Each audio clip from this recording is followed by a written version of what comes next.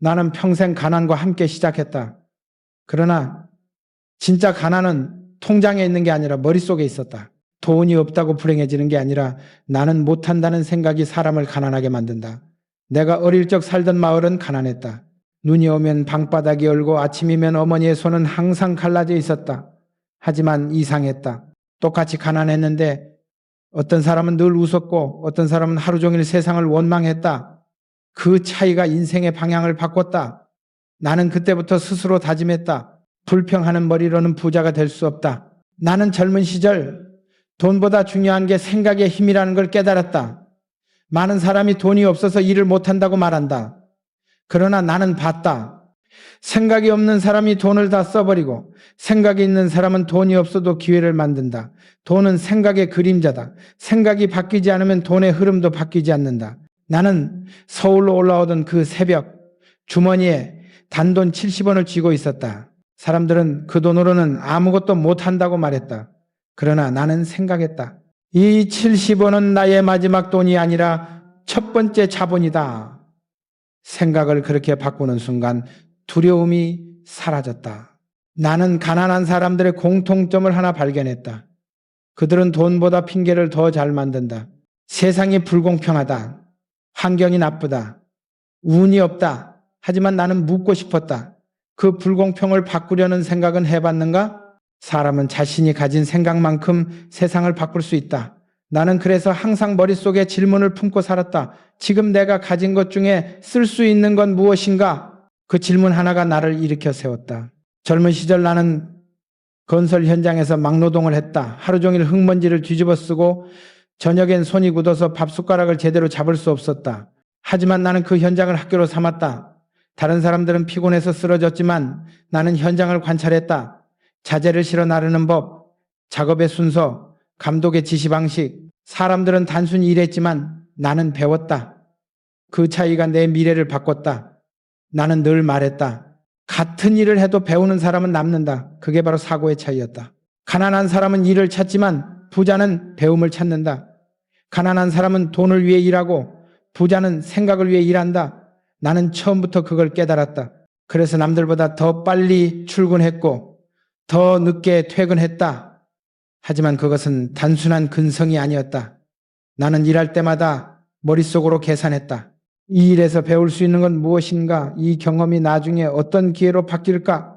이런 생각이 내 하루를 다르게 만들었다. 내가 처음으로 일꾼이 아닌 사장이라는 말을 들었을 때 사람들은 내 손을 보고 놀랐다. 거칠고 굳은 살이 박힌 손이었다. 그러나 나는 그 손이 부끄럽지 않았다. 그 손이 나를 가난에서 꺼내줬기 때문이다. 나는 스스로에게 말했다. 가난을 벗어나는 건 돈이 아니라 생각과 행동이다. 생각이 행동을 바꾸고 행동이 습관을 만들고 습관이 운명을 만든다. 나는 그 과정을 몸으로 겪었다. 사람들은 종종 나에게 물었다. 회장님, 어떻게 그렇게 큰 기업을 일구셨습니까? 나는 대답했다. 나는 돈을 벌려 한 적이 없다. 단지 생각을 넓히려 했다. 돈은 따라오는 결과였다. 하지만 사람들은 순서를 거꾸로 한다. 결과를 먼저 원하고 원인을 무시한다. 그래서 가난이 반복된다. 나는 그래서 늘 말했다. 가난은 돈이 아니라 태도의 문제다.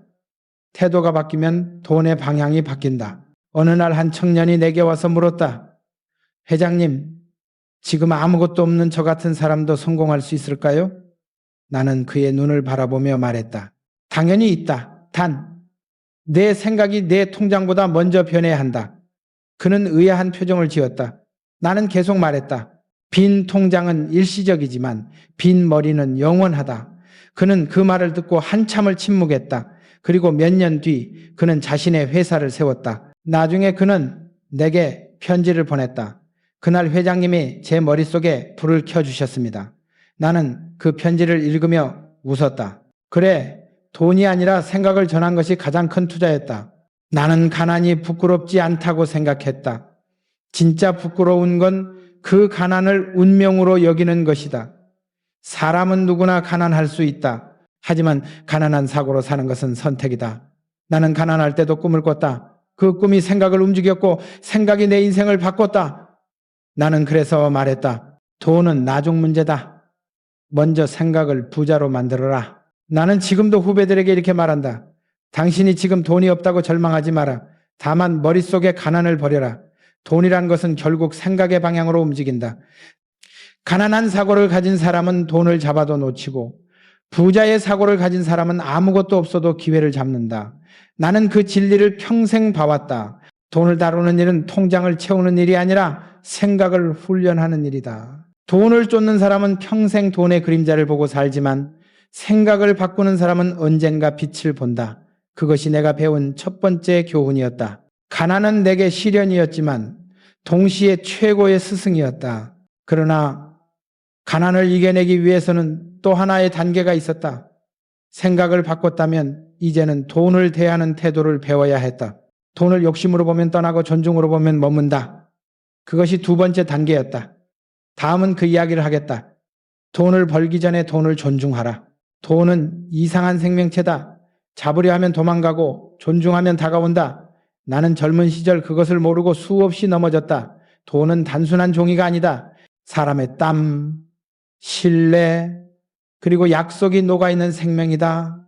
그걸 모른 채 돈을 단지 욕망의 대상으로만 보면 돈은 절대 머물지 않는다. 그래서 나는 후배들에게 늘 이렇게 말했다.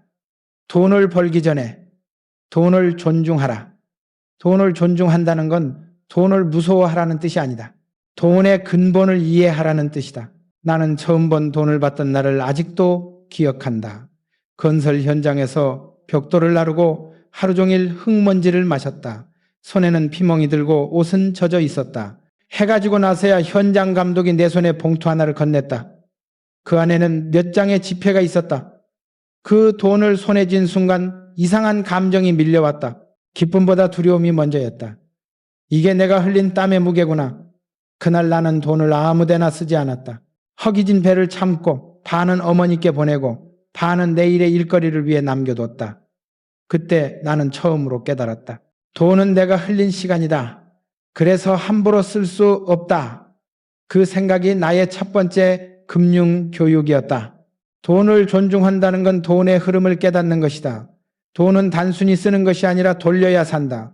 나는 젊을 때부터 번 돈을 그냥 쌓아두지 않았다. 그 돈으로 다시 도전했다. 가게를 열고 새로운 일거리를 만들었다. 실패도 많았다. 그러나 이상하게도 돈을 살리는 데 쓴 돈은 돌아왔고 자랑하려 쓴 돈은 사라졌다. 돈은 방향을 안다. 그것이 살아있는 돈과 죽은 돈의 차이다. 한 번은 이런 일이 있었다. 나보다 나이가 많은 한 동료가 월급날마다 술집에서 돈을 탕진했다. 그는 말했다. 열심히 일했으니 즐겨야지. 그러나 몇 달 뒤 그는 빚에 시달렸다. 반면 나는 작은 돈이라도 늘 계획을 세웠었다. 하루가 끝날 때마다 노트를 꺼내 오늘 쓴 돈을 적었다. 이 돈은 무엇을 위해 썼는가? 내일을 위한 투자였는가? 순간의 욕심이었는가? 그 습관이 내 사고를 바꿨다. 나는 그때부터 돈을 대하는 태도가 인생을 결정한다는 걸 깨달았다. 나는 나중에 회사를 세우고 나서도 똑같이 말했다. 돈은 내 것이 아니다. 맡은 것이다. 회계팀 직원이 내게 물었다. 회장님, 그럼 회사의 돈은 누구의 겁니까? 나는 대답했다. 직원들의 피요, 고객의 믿음이다. 돈은 나 혼자 벌지 않는다. 누군가의 시간, 누군가의 노력, 누군가의 신뢰가 모여 생긴다. 그걸 존중하지 않는 순간 돈은 떠난다. 사람들은 흔히 돈을 사랑한다고 말하지만 그건 대부분 욕망의 사랑이다. 그러나 진짜 돈은 욕망이 아닌 책임을 사랑한다. 돈을 존중하는 사람은 돈을 쓸 때 책임을 느낀다. 그 돈이 나를 위해 쓰이는 동시에 누군가를 위해 쓰이는지를 생각한다. 나는 늘 말했다. 돈은 자기중심적인 사람을 떠난다. 그러나 함께 쓰는 사람에게 머문다. 내가 현대를 세웠을 때 사람들은 물었다. 회장님, 이 거대한 회사를 왜 이렇게까지 키우려 하십니까? 이미 충분하지 않습니까? 나는 대답했다. 돈이 목적이었다면 진작 멈췄을 겁니다. 그러나 돈은 더 큰 일을 하라고 맡겨진 것이다. 나는 돈을 나의 욕심이 아니라 세상을 바꾸는 도구로 여겼다. 그래서 나는 늘 돈을 존중했다.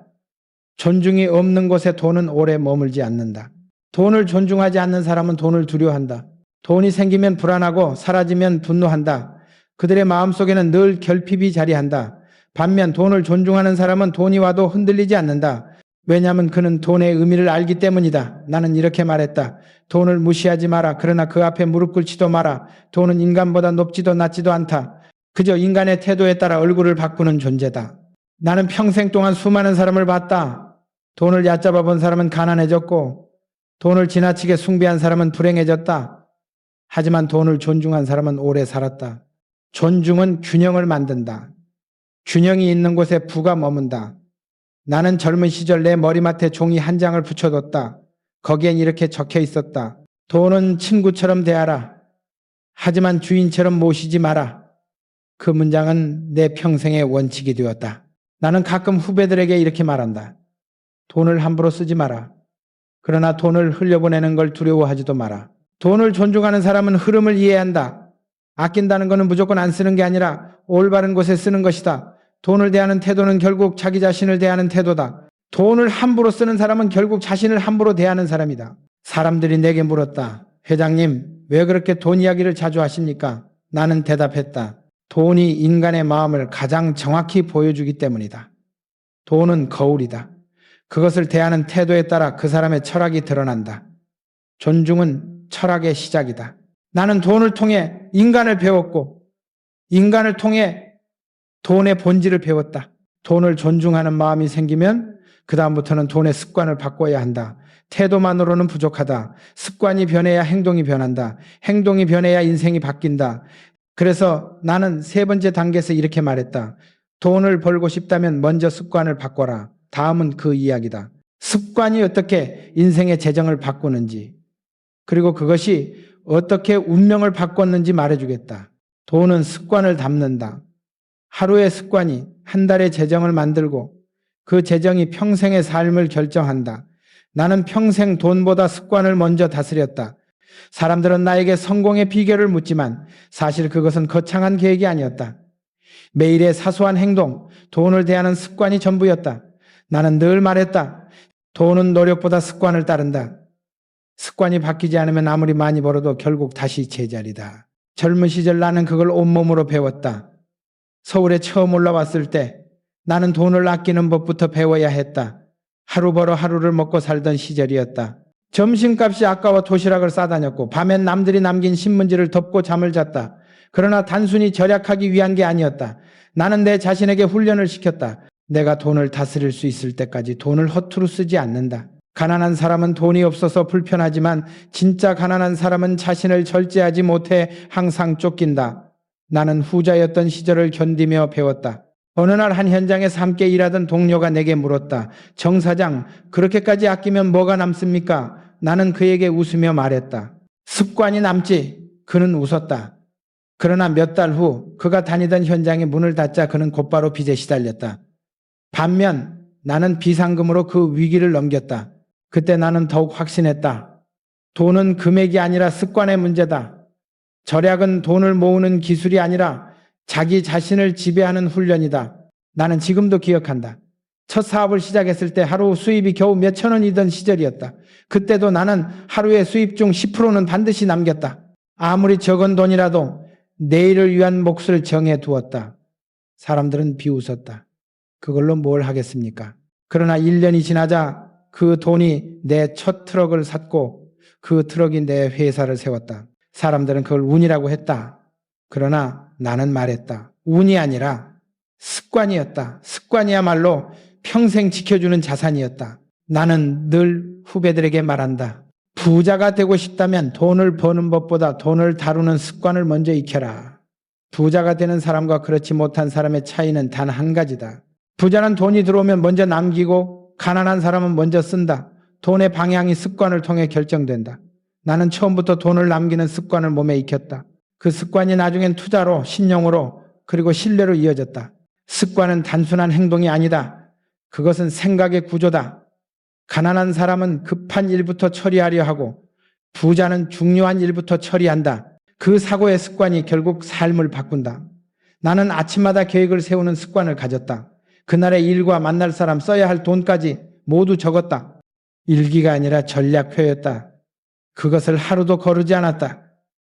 그 습관이 나를 흔들림 없이 만들었다. 위기가 와도 나는 계획대로 움직였다.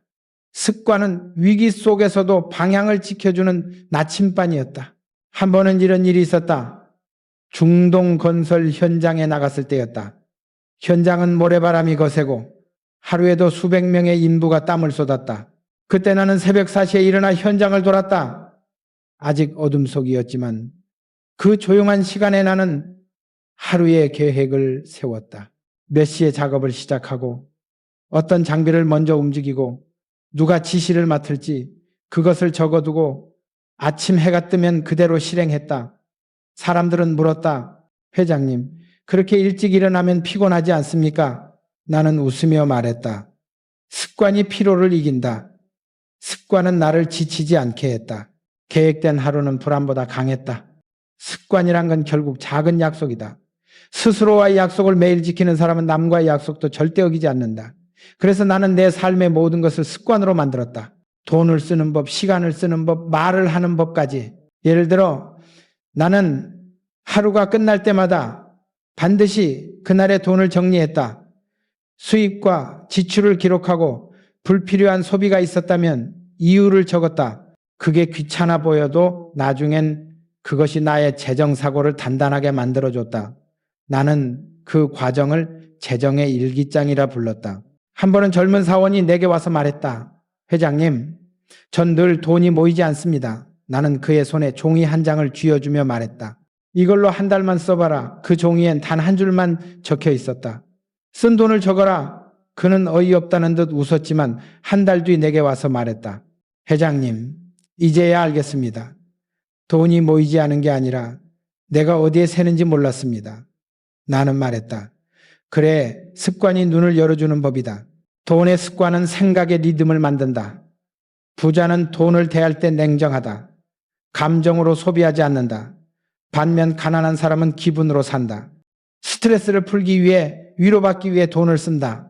하지만 돈은 위로의 도구가 아니다. 돈은 미래를 준비하는 도구다. 나는 감정이 흔들릴 때마다 이렇게 스스로에게 말했다. 지금의 기분이 아니라 내일의 삶을 생각하라. 그것이 나를 지켜준 말이었다. 습관은 처음엔 작게 시작되지만 나중엔 운명이 된다. 하루 10분의 절약, 하루 10분의 기록, 하루 한 번의 점검, 그것이 쌓이면 재정에 근육이 생긴다. 사람들은 종종 단기간의 성공을 꿈꾸지만 나는 말했다. 돈은 단거리 경주가 아니다. 습관이 만든 마라톤이다. 빠르게 벌면 빠르게 잃는다. 그러나 천천히 쌓은 습관은 평생을 지켜준다. 나는 이제 확신한다. 돈을 다루는 능력은 머리보다 몸에서 나온다. 매일 반복된 행동이 사고를 지배한다. 그래서 나는 가난을 벗어난 세 번째 단계로 이렇게 말한다. 수입보다 습관을 바꿔라.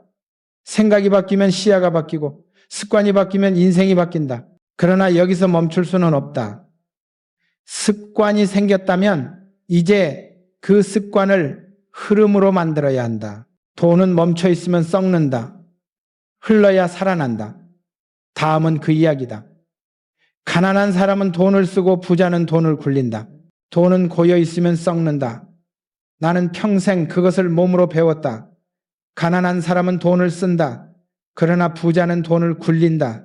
이 차이를 이해하지 못하면 평생 일해도 돈은 남지 않는다. 돈을 단지 소비의 수단으로 여기는 사람은 언젠가 그 소비에 잡아먹힌다. 하지만 돈을 순환의 도구로 여기는 사람은 그 흐름 속에서 자유를 얻는다. 나는 젊은 시절부터 그걸 믿었다. 돈을 흘려보내되 방향을 정하라.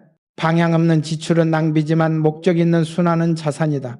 내가 처음 그 원리를 깨달은 건 한 항구의 작은 공사 현장에서였다. 당시 나는 자재비를 아껴야 했고 자금은 늘 부족했다. 공사비를 줄이기 위해 많은 사람이 품을 줄였지만 나는 오히려 더 많은 사람을 고용했다. 사람들은 나를 미쳤다고 했다. 지금 돈이 없는데 왜 사람을 늘립니까? 그러나 나는 계산이 있었다. 일의 속도를 2배로 올리면 공사기간이 단축되고 단축된 기간만큼 장비 임대비와 운영비를 아낄 수 있었다. 결과는 예상보다 한 달 빨리 끝냈고 이익은 2배로 남았다. 돈은 멈추지 않았기에 살아남았다. 나는 그날 이후 확신했다. 돈은 돌려야 산다. 나는 사업을 하며 돈의 순환 구조를 철저히 배웠다. 돈을 쌓는 게 아니라 흘려보내야 새로운 길이 생긴다. 건설 현장에서는 돈이 자재로 변하고 자재가 시간으로 변하고 시간이 신뢰로 변했다. 그 신뢰가 다시 돈을 불러왔다. 많은 사람은 돈이 줄어들면 불안해한다. 하지만 나는 반대로 생각했다. 돈이 나갈 땐 길이 열린다. 돈은 정체되면 죽는다. 세상 모든 생명체가 흐르듯이 돈도 흐를 때 존재한다. 한 번은 은행 융자 심사 자리에서 이런 말을 들었다. 회장님, 너무 공격적으로 투자하시는 것 아닙니까? 나는 웃으며 말했다. 물은 고이면 썩습니다. 돈도 같습니다. 나는 그들에게 말했다. 돈은 막으면 사라지고 돌리면 늘어납니다. 그들은 처음엔 이해하지 못했다. 그러나 몇 년 뒤 그 은행은 내 회사를 가장 신뢰하는 거래처로 올렸다. 왜냐하면 나는 한 번도 돈의 흐름을 막지 않았기 때문이다. 돈의 흐름이 곧 신용의 흐름이었다. 돈을 굴린다는 건 단순히 투자하는 걸 뜻하지 않는다. 그것은 돈을 움직이게 만드는 사고방식을 말한다. 돈이 움직이면 일자리가 생기고 일이 생기면 신뢰가 생기며 신뢰가 생기면 더 큰 기회가 온다. 나는 늘 말했다. 돈을 쓰는데 겁내지 마라. 그러나 반드시 흘러가는 방향을 봐라.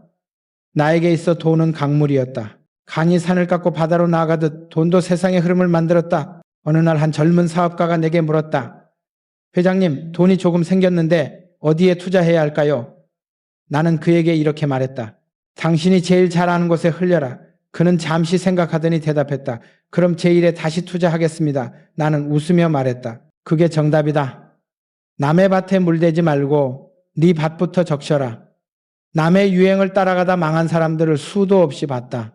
그러나 자신의 일을 키운 사람은 결국 남의 돈까지 끌어왔다. 돈은 중심을 아는 사람을 따른다. 돈을 굴린다는 것은 또 다른 의미에서 두려움을 이기는 일이다. 가난한 사람은 돈이 나가는 걸 가장 무서워한다. 그러나 돈을 굴릴 줄 아는 사람은 돈이 나가도 웃는다. 왜냐하면 그것이 다시 돌아올 걸 알기 때문이다. 나는 사업 초기부터 그 두려움과 싸웠다. 자금이 빠듯할 때에도 나는 필요한 곳엔 과감히 썼다. 그 과감함이 회사를 살렸다. 두려움은 돈의 흐름을 끊는다. 반대로 확신은 돈의 길을 연다. 나는 이렇게 생각했다. 돈을 멈추게 하는 것은 부족함이 아니라 두려움이다. 사람은 두려워서 멈추고 멈춰서 잃는다. 돈도 마찬가지다. 돈을 모으는 건 중요하지만 그보다 더 중요한 것은 언제 흘려보낼지 아는 용기다. 나는 그 용기를 배웠다. 가난했던 시절 내 통장에 남은 돈이 단돈 5,000원이었을 때도 나는 그 돈을 남김없이 사람에게 썼다. 믿을 만한 인부에게 식사를 사주고 함께 일하는 이들에게 일당을 미리 줬다. 그 돈은 돌아왔다. 일의 속도와 사람의 신뢰로 돈을 쌓는 사람은 늘 불안하다. 언제 사라질까? 언제 모자랄까? 하지만 돈을 돌리는 사람은 늘 여유롭다. 왜냐하면 그는 흐름을 믿기 때문이다. 나는 회사를 운영하면서 돈이 가장 많이 돌던 시절이 가장 안정적이었다. 자금이 흘러야 회사가 산다. 그것이 내가 배운 재정의 진리였다. 한 번은 외국 바이어와의 계약에서 이런 일이 있었다. 그들은 선금 지급을 꺼려했다. 리스크가 너무 크다는 이유였다. 나는 그들에게 말했다.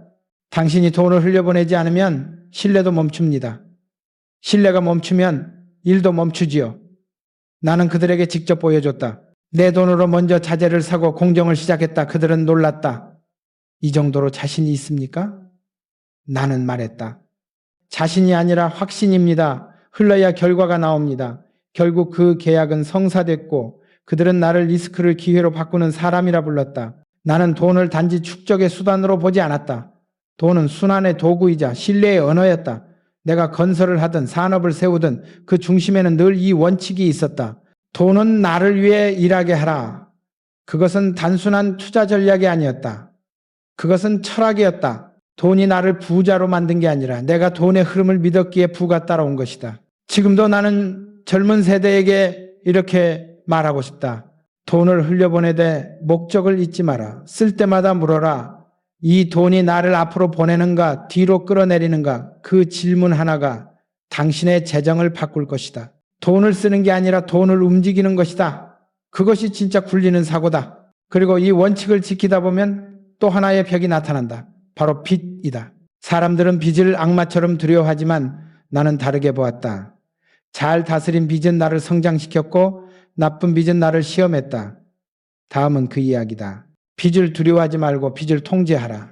빚, 많은 사람이 그 단어를 듣기만 해도 얼굴이 굳는다. 그러나 나는 평생 빚 속에서 살았다. 그렇다고 해서 나는 두려워하지 않았다. 오히려 나는 말했다.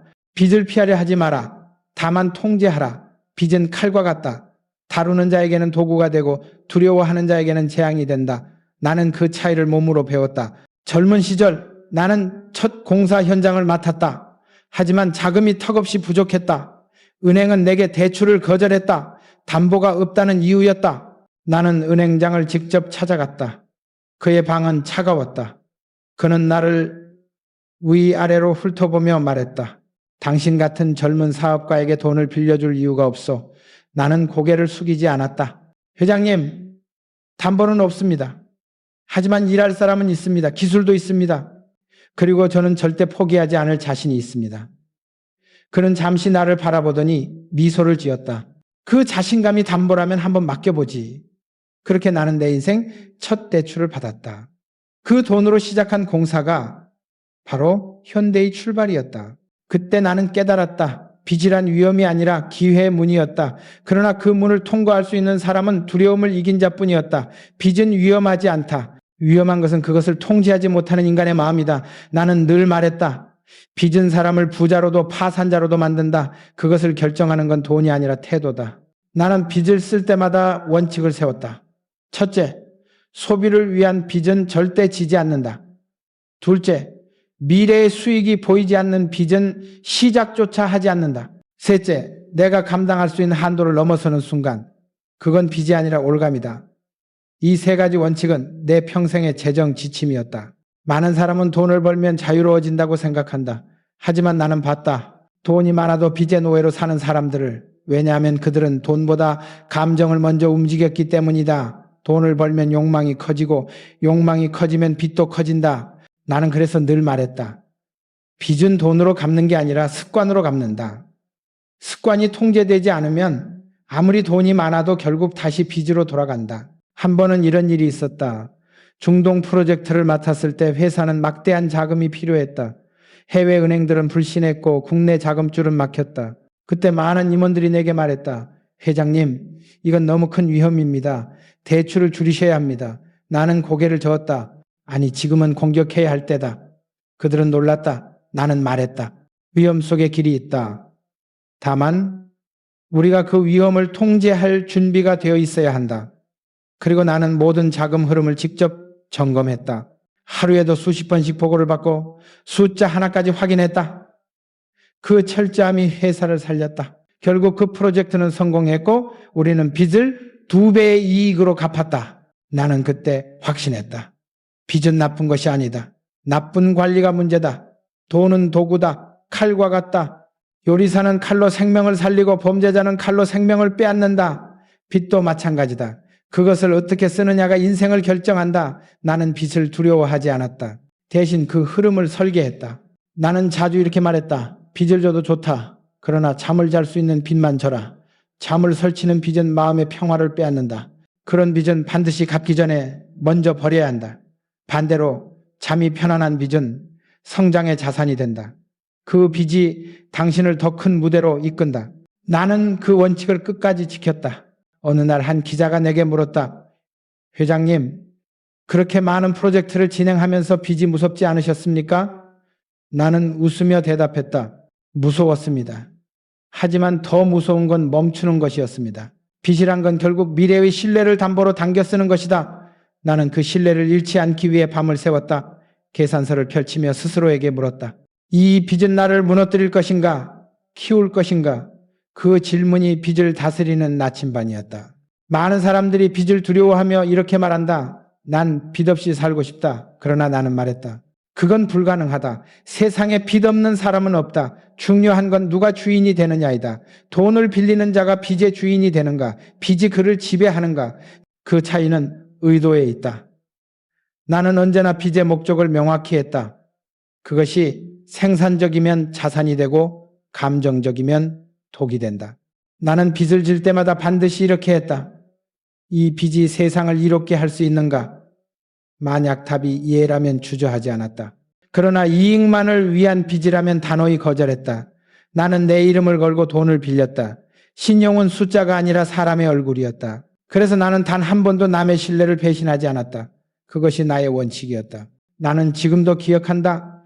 IMF 때 수많은 기업이 무너졌다. 그러나 나는 버텼다. 이유는 단 하나였다.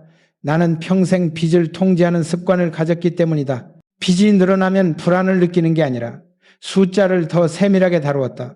돈이 줄면 허둥대지 않고 흐름을 재정비했다. 사람들은 나를 위기 때 강한 사람이라 불렀지만 나는 말했다. 아니다. 나는 준비된 사람일 뿐이다. 빚은 우리에게 끊임없이 묻는다. 너는 나를 다스릴 수 있느냐? 그 질문에 예라고 답할 수 있을 때 비로소 돈은 당신을 돕는다. 나는 평생 그 싸움을 했다. 돈과 싸운 것이 아니라 내 안에 두려움과 싸웠다. 두려움을 다스리는 자가 빚을 다스린다. 그리고 나는 후배들에게 이렇게 말했다. 빚을 지지 마라가 아니라 빚을 배워라. 돈은 세상을 움직이는 연료다. 그 흐름을 이해하는 사람만이 위기 속에서도 살아남는다. 그러나 세상은 늘 변하고 위기는 언제나 찾아온다. 중요한 건 그때의 태도다. 위기 속에서 돈을 움켜쥐면 무너지고 흘려보내면 살아난다. 다음은 그 이야기다. 위기는 돈의 시험장이다. 위기는 언제나 예고 없이 찾아왔다. 그러나 나는 깨달았다. 돈은 평온할 때보다 위기 속에서 진짜 얼굴을 드러낸다는 것을 돈이란 단순한 도구가 아니다. 그것은 인간의 심장을 비추는 거울이다. 사람은 위기 앞에서 돈을 움켜�줄 수도 있고 흘려보낼 수도 있다. 그때의 선택이 그의 인생을 결정한다. 나는 평생 수많은 위기를 겪었다. 하지만 그 위기 속에서 돈의 법칙을 다시 썼다. 돈은 도망치는 자를 떠나고 맞서는 자를 따른다. 1970년대 중동 건설 붐이 일어났을 때였다. 석유 파동으로 세계 경제가 요동쳤고 달러의 가치가 하루가 다르게 흔들렸다. 많은 기업들이 자금을 움켜쥐며 움츠러들었다. 그러나 나는 달랐다. 그 혼란 속에서 기회를 봤다. 사람들은 나를 미쳤다고 했다. 이런 불안한 시기에 해외 사업이라니 위험합니다. 하지만 나는 말했다. 위험 속에 길이 있다. 불안 속에 기회가 있다. 나는 직접 사우디아라비아로 향했다. 불볕더위 속 사막의 바람이 얼굴을 때렸고 건설 현장은 모래먼지와 기계음으로 가득했다. 하지만 나는 그 뜨거운 공기 속에서 이상하게도 냉정을 느꼈다. 이 위기가 나를 단련시키고 있구나. 그곳에서 나는 돈의 진짜 역할을 보았다. 돈은 위기 때 흘러야 생명을 잃지 않는다. 모두가 움츠러드는 순간 나는 자금을 돌렸다. 장비를 샀고 사람을 고용했고 식수와 자재를 미리 확보했다. 사람들은 물었다. 회장님, 지금은 줄여야지 왜 늘립니까? 나는 대답했다. 위기는 확장할 자를 시험하기 위해 오는 것이다. 그 판단이 회사를 살렸다. 다른 기업들이 멈춰 있을 때 우리는 현장을 장악했고 그 공사로 현대의 이름을 중동 전역에 알릴 수 있었다. 나는 위기 때마다 이렇게 생각했다. 지금이 바로 평소의 습관이 시험받는 시간이다. 평소에 돈을 존중하고 계획적으로 돌려왔다면 위기 속에서도 흐름을 유지할 수 있다. 그러나 그저 돈을 쌓아두기만 한 사람은 공포에 삼켜진다. 돈은 멈추는 순간 부패한다. 위기 속에서 돈을 살리는 유일한 방법은 두려움보다 빠르게 움직이는 것이다. IMF 시절도 마찬가지였다. 1997년 수많은 기업이 무너졌다. 대기업조차 부도 소식을 매일같이 전했다. 사람들의 눈빛에는 절망이 깃들었다. 그러나 나는 그때도 믿었다. 위기는 정직한 자를 시험한다. 나는 내부 회의를 열고 말했다. 지금부터 우리는 더 단단해질 것이다. 허례허식은 모두 버리고 본질만 남겨라. 그 한마디로 임원들의 눈빛이 달라졌다. 우리는 그 위기 속에서도 사람을 자르지 않았다. 대신 낭비를 없애고 불필요한 지출을 끊었다. 그리고 놀랍게도 위기가 끝난 뒤 우리 회사는 더 강해졌다. 돈이 떠난 게 아니라 불필요한 욕심이 떠난 것이었다. 나는 위기를 겪으며 이런 진리를 배웠다. 돈은 인간의 인내를 시험한다.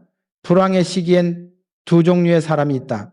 하나는 공포로 인해 움츠러드는 사람, 또 하나는 두려움을 이기고 방향을 지키는 사람. 돈은 두 번째 사람에게만 돌아온다. 나는 두려움을 느낄 때마다 스스로에게 물었다. 지금 나는 공포에 반응하고 있는가? 아니면은 원칙에 반응하고 있는가? 원칙은 항상 나를 구했다. 위기 속에서는 사람의 얼굴이 바뀐다. 평소엔 의욕이 넘치던 이도 막상 어려움이 닥치면 뒷걸음친다. 그러나 나는 다르게 행동했다. 위기일수록 사람을 모았다. 다급한 상황일수록 믿음을 나눴다. 그게 바로 돈의 심장이다. 돈은 결국 신뢰를 먹고 자란다. 한 번은 외국 파트너가 우리에게 이렇게 말했다. 모두가 계약을 취소하는데 왜 당신은 계속하나요? 나는 말했다. 우리가 믿음을 지키면 돈은 반드시 돌아옵니다. 몇 달 뒤 그들은 내 손을 잡으며 말했다. 당신의 신용이 우리를 살렸습니다. 위기란 단순한 경제적 어려움이 아니다. 그것은 인간의 정신이 시험받는 순간이다. 돈이 사라질 때 사람은 진짜 가치를 본다. 그때 남는 것은 돈이 아니라 태도다. 나는 가난할 때보다 위기 속에서 더 많은 걸 배웠다. 사람은 풍요 속에서는 배우지 못한다. 위기가 오면 그때 비로소 자신이 무엇을 믿고 사는지를 깨닫는다. 나는 위기를 겪을 때마다 머릿속에 3가지를 새겼다. 첫째, 멈추지 말 것. 둘째, 두려움을 말로 옮기지 말 것. 셋째, 숫자보다 사람을 먼저 챙길 것. 돈은 결국 사람을 통해 돌아온다. 수치만 쫓는 경영은 위기 앞에서 무너진다. 그러나 사람을 중심에 둔 경영은 어떤 폭풍에도 흔들리지 않는다. 나는 그것을 수없이 증명했다. 돈은 위기 속에서 냉정한 사람에게 이동한다. 공포에 흔들리는 자는 돈을 흘리고 냉정을 유지한 자는 그 돈을 거둔다. 나는 사업을 하며 늘 마음속에 이 문장을 새겼다. 공포는 돈의 이동표다. 모두가 겁에 질려 있을 때 냉정히 판단하면 그때 기회가 열린다. 나는 한 번도 위기 속에서 절망하지 않았다. 왜냐하면 위기는 내게 돈보다 큰 가르침을 줬기 때문이다. 돈은 다시 벌 수 있지만 배운 교훈은 잃지 않는다. 나는 지금도 후배들에게 이렇게 말한다. 위기가 왔을 때 돈을 지키려 하지 마라. 원칙을 지켜라. 원칙이 돈을 불러온다. 위기는 언제나 다시 온다. 그러나 한 번 원칙을 지킨 사람은 그 다음 위기에도 흔들리지 않는다. 이제 나는 또 하나의 결론에 이르렀다. 돈을 위기 속에서 지켜주는 진짜 힘은 신용이다. 돈은 사라질 수 있어도 신용은 남는다. 신용이 있으면 돈은 다시 돌아온다. 그래서 나는 늘 이렇게 말했다. 돈은 신용의 열매다. 다음은 그 이야기다. 돈은 신용 위에 선다. 돈은 신용 위에 선다. 나는 평생 이 문장을 가슴에 새기고 살았다. 신용은 눈에 보이지 않는다. 그러나 그것은 금보다 무겁다. 신용이 있으면 돈은 따라오고 신용이 무너지면 아무리 많은 돈도 모래 위의 집처럼 무너진다. 사람들은 자주 나에게 물었다. 회장님, 돈을 버는 비결이 무엇입니까? 나는 항상 같은 대답을 했다. 나는 돈을 번 적이 없습니다. 신용이 돈을 불러왔을 뿐입니다. 나는 젊은 시절부터 약속을 목숨처럼 여겼다. 작은 공사든 큰 계약이든 정주영이 한다는 말 한마디로 사람들은 믿었다. 그 믿음이 나의 첫 번째 자본이었다. 한 번은 시멘트 납품 기한을 지키지 못할 위기에 처했다. 폭우로 길이 끊기고 트럭은 진흙에 빠졌다. 직원들은 포기하자고 말했다. 그러나 나는 단호했다. 약속은 생명이다. 밤을 새워서라도 지켜라. 나는 직접 트럭 운전대를 잡고 산길을 돌아 새벽까지 시멘트를 날랐다. 그날 현장 소장은 내 손을 잡으며 말했다. 이제 나는 현대를 믿습니다. 그 믿음이 다음 계약으로 이어졌다. 신용은 돈보다 빠르게 퍼졌다. 신용은 말로 쌓는 것이 아니라 행동으로 쌓는 것이다. 말은 하루 만에 만들 수 있지만 신용은 평생 걸려야 완성된다. 그리고 한번 무너지면 다시 세우기 어렵다. 나는 직원들에게 늘 말했다. 우리가 잃어도 되는 것은 돈이다. 그러나 신용은 절대 잃어선 안 된다. 돈은 다시 벌면 된다. 하지만 신용은 사람의 얼굴이다. 한번 더럽혀지면 아무리 닦아도 흉터가 남는다. 내가 회사를 키워가던 시절 자금줄이 막힌 적이 있었다. 은행들이 우리를 외면했고 거래처도 의심의 눈초리를 보냈다. 하지만 단 한 명, 일본의 한 상인이 내 손을 잡았다. 그는 말했다. 정 사장은 약속을 어기지 않는다. 나는 돈보다 그걸 믿는다. 그는 서류 한 장 없이 거액을 맡겼다. 나는 그 신뢰를 배신하지 않았다. 공사를 끝내고 원금과 이자를 모두 갚았다. 그 소식이 퍼지자 다른 은행들이 먼저 찾아왔다. 돈은 신용의 냄새를 따라왔다. 신용을 지키는 일은 항상 쉬운 일이 아니었다. 때로는 손해를 감수해야 했다. 그러나 나는 늘 이렇게 생각했다. 오늘의 손해가 내일의 신뢰를 만든다. 한 번은 납품 지연으로 인한 위약금을 물게 된 적이 있었다. 계약서상으로는 우리 책임이 아니었지만 나는 모든 금액을 지불했다. 직원들은 항의했다. 회장님, 이건 부당합니다. 나는 말했다. 그래, 부당하지. 하지만 신용은 계산이 아니다. 믿음을 남기는 게 이익이다. 몇 달 뒤 그 거래처는 다시 우리에게 더 큰 계약을 맡겼다. 신용은 이익을 낳는다. 그러나 그 과정은 언제나 인내를 요구한다. 나는 평생을 통틀어 사람의 진짜 부는 신용에서 나온다고 믿었다. 부자와 거지는 돈의 양으로 나뉘지 않는다. 신용의 깊이로 나뉜다. 돈은 도구지만 신용은 생명이다. 신용을 가진 자는 항상 다시 일어선다. IMF 때도 나는 그것을 봤다. 수많은 기업이 쓰러졌지만 신용이 있는 기업은 살아남았다. 은행은 숫자를 보지만 돈은 신용을 본다. 나는 자주 말했다. 신용은 눈에 보이지 않지만 세상은 그 위에 세워져 있다. 사회는 신용의 연결망이다. 그 신용이 끊어지는 순간 돈은 단절된다. 그래서 나는 언제나 거래처보다 먼저 약속을 지켰고 돈보다 신뢰를 먼저 보냈다. 사람들은 말했다. 정 회장은 이상할 정도로 약속에 집착한다. 맞다. 나는 약속을 믿었다. 약속을 지키는 자에게 돈은 반드시 돌아온다. 신용은 말보다 조용하다. 그러나 그 침묵이 사람의 마음을 움직인다. 나는 가끔 사람들에게 이렇게 말했다. 당신의 신용은 통장보다 훨씬 중요하다. 은행 잔고는 숫자지만 신용 잔고는 평판이다. 숫자는 하루아침에 바뀔 수 있지만 평판은 수십 년이 걸려도 바뀌지 않는다.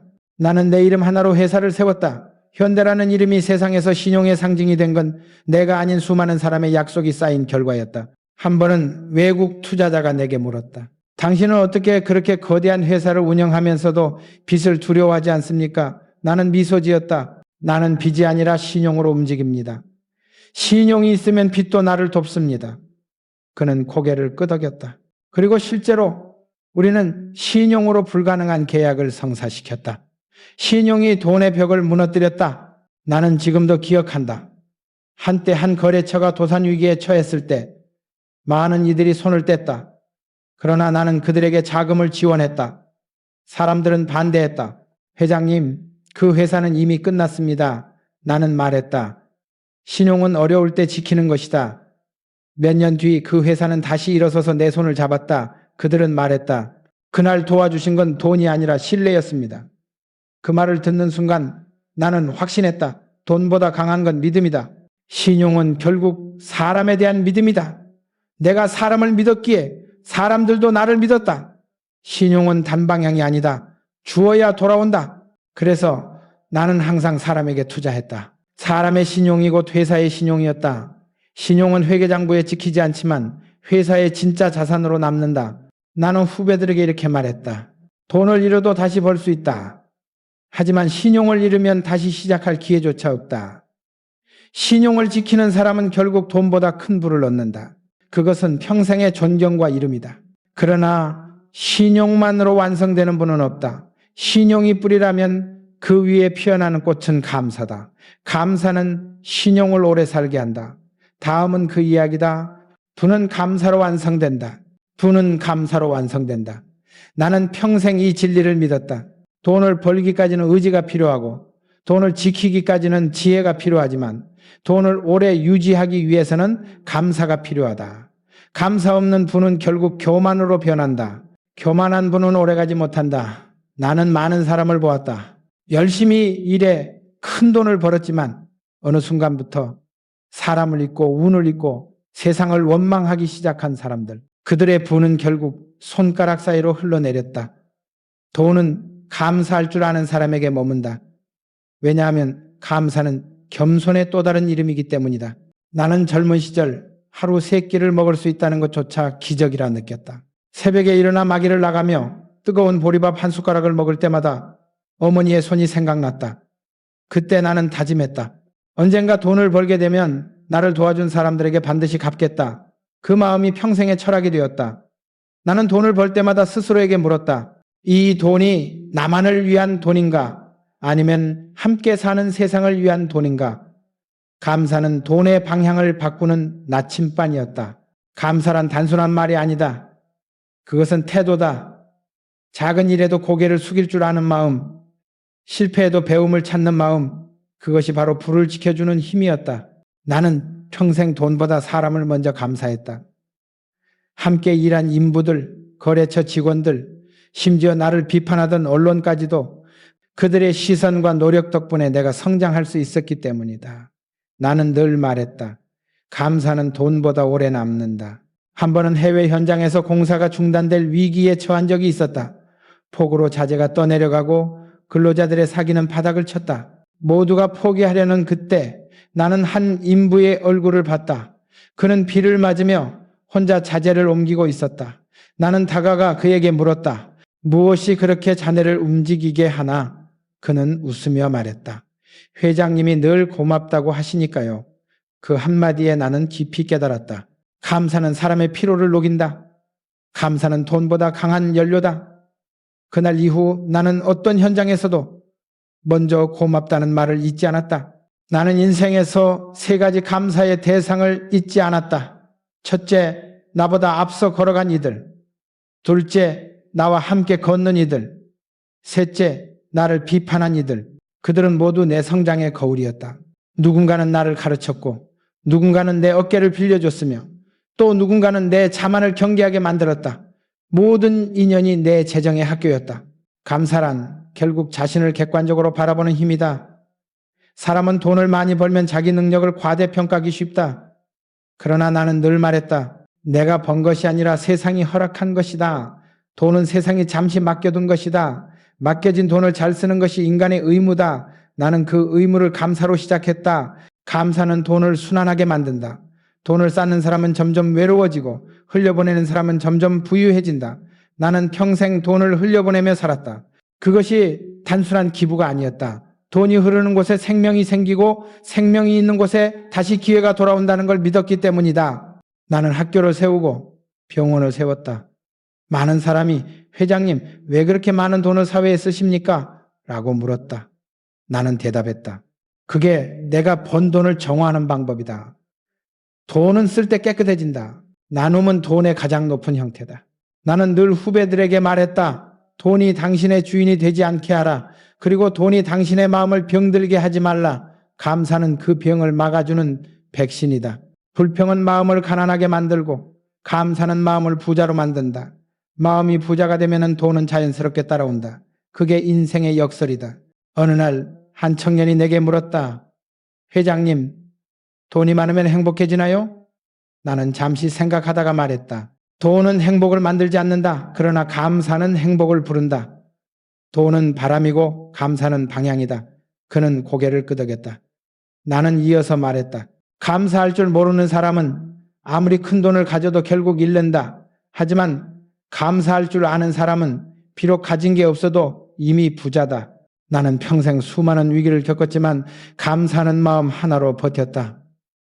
IMF 때도 중동의 모래 폭풍 속에서도 심지어 가장 가까운 이에게 배신당했을 때조차도 나는 감사할 이유를 찾았다. 그래도 아직 숨이 붙어 있다. 그래도 다시 시작할 수 있다. 그 마음 하나가 나를 살렸다. 감사란 곧 생존의 힘이다. 감사는 두려움을 희망으로 바꾼다. 그리고 그 희망이 사람을 다시 일으킨다. 나는 그렇게 살아왔다. 세상은 언제나 불완전하다. 그러나 감사는 불완전한 세상을 아름답게 만든다. 이제 나는 나의 생을 돌아보며 확신한다. 돈은 평생을 따라다녔지만 진짜 부는 마음속에 있었다. 나는 감사할 줄 아는 순간부터 가난을 잊었다. 돈은 수단이었고 감사는 목적이었다. 감사할 줄 아는 사람은 이미 완성된 부자다. 그리고 마지막으로 나는 이렇게 말하고 싶다. 돈의 주인이 되려면 마음의 주인이 되어라. 돈은 마음의 그릇을 따라 흐른다. 마음이 좁으면 돈은 새고 마음이 넓으면 돈은 머문다. 부의 마지막 단계는 재정이 아니라 정신이다. 다음은 그 마지막 이야기다. 돈의 주인이 되려면 마음의 주인이 되어라. 돈의 주인이 되려면 마음의 주인이 되어야 한다. 나는 평생 돈을 다뤘지만 결국 깨달은 건 돈보다 더 다루기 어려운 것이 인간의 마음이라는 사실이었다. 돈은 단순하다. 계산대로 움직이고 원리대로 흐른다. 그러나 마음은 예측할 수 없다. 두려움과 욕심, 불안과 교만이 엉켜 있다. 그 마음을 다스리지 못하면 아무리 돈을 벌어도 결국 돈의 노예가 된다. 나는 젊은 시절부터 마음을 다스리는 법을 배웠다. 그것은 명상이 아니라 삶 속에서 부딪히며 얻은 훈련이었다. 나는 한때 돈이 전부인 줄 알았다. 젊고 배고프던 시절엔 돈이 세상의 중심처럼 보였다. 돈이 있으면 자유가 있고 돈이 있으면 존경받을 줄 알았다. 그러나 세월이 흘러 나는 보았다. 돈이 많아도 불안한 사람들, 부자인데도 외로운 사람들, 성공했지만 한순간에 무너진 사람들, 그들을 보며 깨달았다. 돈은 마음의 상태를 따라 움직인다. 마음이 불안하면 돈도 불안해지고 마음이 평온하면 돈도 머문다. 나는 평생 위기와 싸웠지만 그 모든 싸움의 상대는 결국 내 마음이었다. 자금이 막혔을 때 나는 숫자보다 감정을 먼저 다스렸다. 직원이 배신했을 때 나는 분노보다 신뢰를 택했다. 실패 앞에서 무릎 꿇고 싶을 때도 있었다. 하지만 그때마다 나는 스스로에게 물었다. 지금 나의 마음은 누구의 것인가? 두려움의 것인가? 나의 것인가? 그 질문이 나를 일으켜 세웠다. 사람들은 종종 돈을 통제하려 한다. 그러나 돈은 통제할 수 있는 대상이 아니다. 돈은 마음의 거울이다. 마음이 욕심으로 흐르면 돈은 불안하게 흘러가고 마음이 겸손으로 흐르면 돈은 조용히 쌓인다. 나는 그래서 늘 말했다. 마음을 다스리면 돈은 따라온다. 그것은 단순한 위로가 아니라 평생의 경험에서 나온 진리였다. 한 번은 이런 일이 있었다. 회사가 급격히 성장하던 시기 나는 스스로도 놀랄 만큼의 부를 손에 쥐고 있었다. 그러나 이상하게도 행복하지 않았다. 밤마다 잠이 오지 않았다. 나는 그 이유를 몰랐다. 어느 날 새벽 현장을 돌던 중 허름한 숙소 앞에서 한 인부를 봤다. 그는 새벽에도 웃으며 동료의 도시락을 챙기고 있었다. 나는 물었다. 힘들지 않소? 그는 웃으며 대답했다. 감사합니다. 일할 수 있다는 게 행복합니다. 그 한마디에 나는 멍해졌다. 그날 이후 나는 내 안의 불안을 이해했다. 나는 돈을 벌었지만 마음의 중심을 잃고 있었던 것이다. 그날 나는 결심했다. 다시 초심으로 돌아가자. 그 후로 나는 매일 아침 스스로에게 다짐했다. 돈이 나를 움직이게 하지 말자. 내가 돈을 움직이게 하자. 그 순간부터 내 삶의 방향이 바뀌었다. 돈은 나의 목적이 아니라 도구가 되었다. 그 도구로 사람을 돕고 세상을 바꾸고 다음 세대를 키웠다. 그때 비로소 나는 자유로워졌다. 진정한 자유는 돈이 아니라 마음의 평화에서 온다. 돈의 노예가 된 사람은 늘 불안하다. 조금이라도 잃을까봐 두려워하고 남과 비교하며 살아간다. 하지만 돈의 주인이 된 사람은 잃어도 흔들리지 않는다. 왜냐하면 그는 알고 있기 때문이다. 돈은 떠날 수 있지만 나의 가치는 남는다. 나는 평생 돈을 벌었지만 마지막엔 이렇게 말했다.